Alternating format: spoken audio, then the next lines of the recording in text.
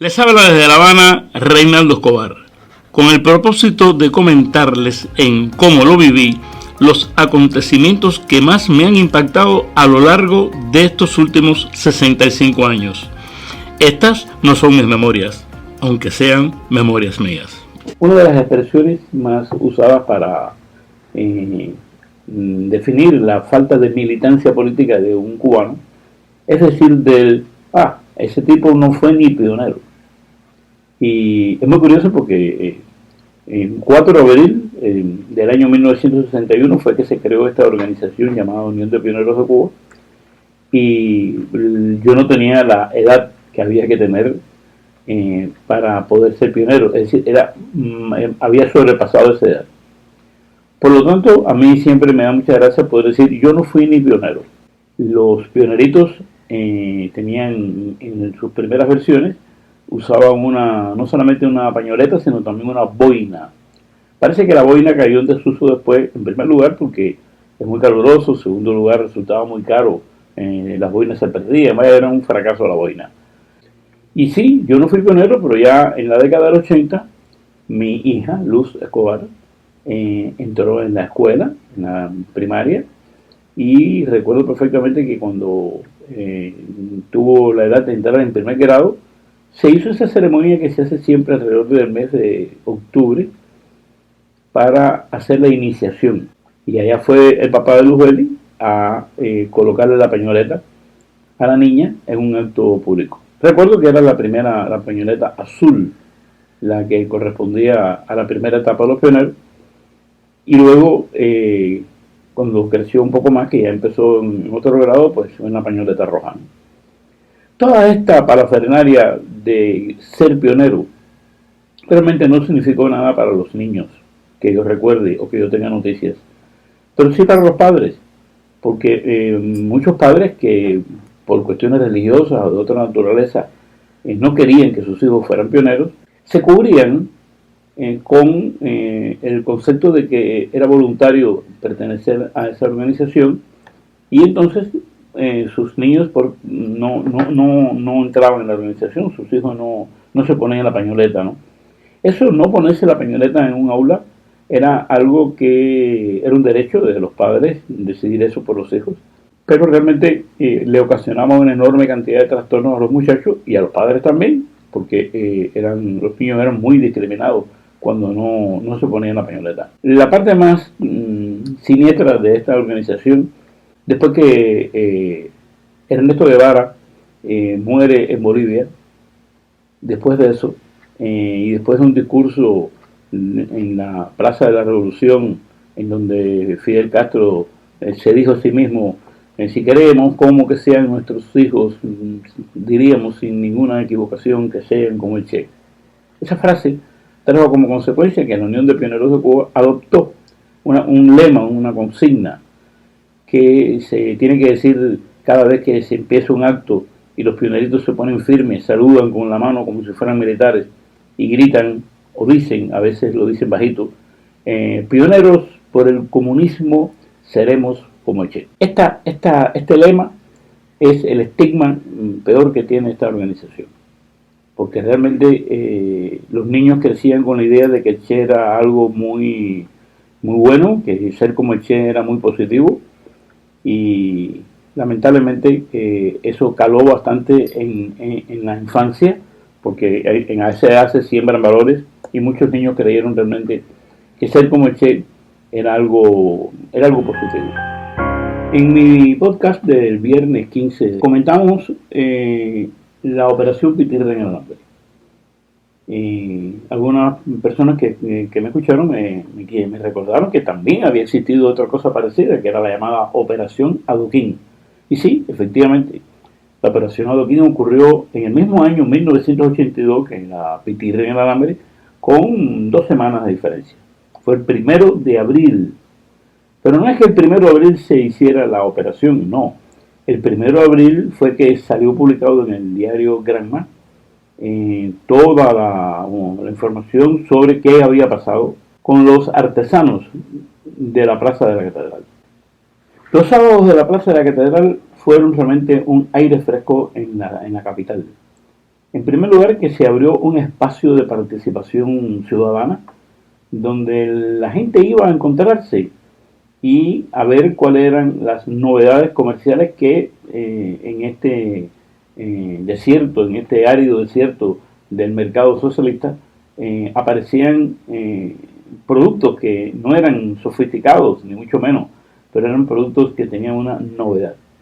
Entiéndase los vestidos de lienzo, pintados algunos, bordados otros, con dibujos muy bonitos, y también calzado. Recuerdo que se pusieron de moda unas sandalias que tenían la suela de goma con unas tiritas de cuero por encima, y también había joyas, había sortijas, aretes, es decir, había una bisutería tremenda en estos sábados de la plaza. En un país donde todo estaba estrictamente programado por la libreta de abastecimiento, donde conseguir cada cosa era realmente un problema, pues la aparición de este mercado abrió una novedad que fue muy importante. Pero era también un espacio novedoso para la economía. Eran emprendedores particulares que no pertenecían a ninguna empresa estatal que empezaron a producir productos para el consumo humano. Eso fue una novedad. La operación Adoquín, se le llamó Adoquín, claro, por la plaza de la Catedral, La Habana Vieja, se caracteriza porque sus calles están adoquinadas. Fue un acto de odio del Estado contra el emprendimiento particular. Y eso no le gustaba a los que mandan en Cuba, y por eso, pues, sencillamente cerraron esta experiencia. Pero el crimen cultural que se cometió contra la plaza de la Catedral, los sábados de la plaza, fue realmente grave. Muchos de los que estaban allí fueron, incluso pararon en la cárcel, cumplieron condena, se les confiscaron las herramientas de trabajo, se les ocuparon, se les hicieron registros en la casa. Era como si fueran, se actuó contra esa gente como si fueran traficantes de drogas. Lo recuerdo perfectamente bien.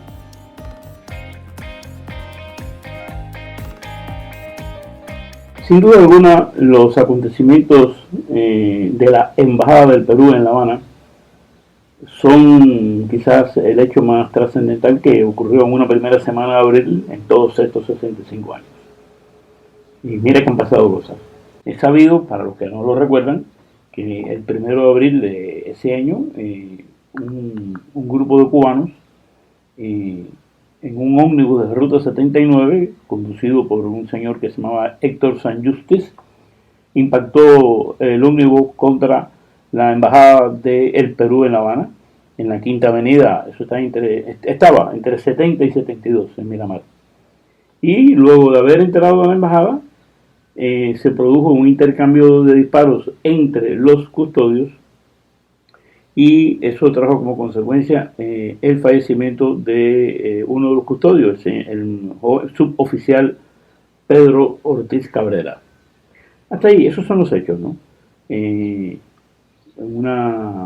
Algo muy importante fue el diplomático peruano Ernesto Pinto, que era el que se encontraba a cargo de la embajada, que fue el que bajo su responsabilidad dijo que sí, que él asumía los riesgos personales y acogió en la misión diplomática a la gente que estaba entrando allí. La respuesta del gobierno cubano fue, ante la negativa que tenían los diplomáticos peruanos de entregarle a las autoridades a los que habían penetrado por la fuerza en su embajada, y la respuesta del gobierno cubano fue retirar la custodia, y cuando la gente se enteró de que la embajada de Perú no tenía custodios, pues trajo como consecuencia que allí entraron, se calcula, unos 10.000 cubanos. Esto está registrado como el escenario de mayor caso de asilo y refugio bajo protección diplomática de toda la historia. Si el refugio de personas en una embajada estuviera apuntado en los récords Guinness, muy probablemente el de la Embajada de Perú estaría en primer lugar. Las consecuencias posteriores de los hechos de la Embajada de Perú son harto conocidos, especialmente el éxodo del Mariel, del que hablaremos próximamente como un tema aparte. y todo lo que se conoce hoy como los mítines de repudio. ¿Y cómo viví todo aquello? En ese momento yo vivía en el reparto Peñas Altas, en Guanaúo. Y, por cierto, era en la última calle del reparto, ya detrás de ahí era monte, ¿no? Y allí en esa esquinita de la casa, al final, yo me había construido con unas tablas, una especie de estudio, para poder escribir con tranquilidad y tener un par de diccionarios ahí para trabajar. Y en medio de la noche, cuando yo estaba escribiendo, se aparece una persona con un sombrero, una capa, unos espejuelos en medio de la noche, que yo no pude reconocer. Luego vi que era un amigo cercano, que no voy a decir su nombre porque es un hombre ya fallecido y no quiero decir su nombre.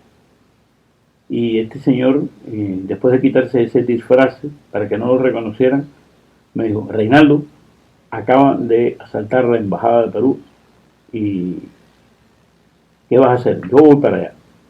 Pero durante mucho tiempo he sacado la cuenta de qué hubiera sido de mi vida, ¿no? Y de la de mi hija. Si en abril de 1980 hubiéramos decidido participar de aquella locura. Porque mirándolo con lucidez, aquello era una locura. Lo cierto es que nada, me quedé aquí, ¿no? Y mi vida ha sido otra, de la que no me arrepiento.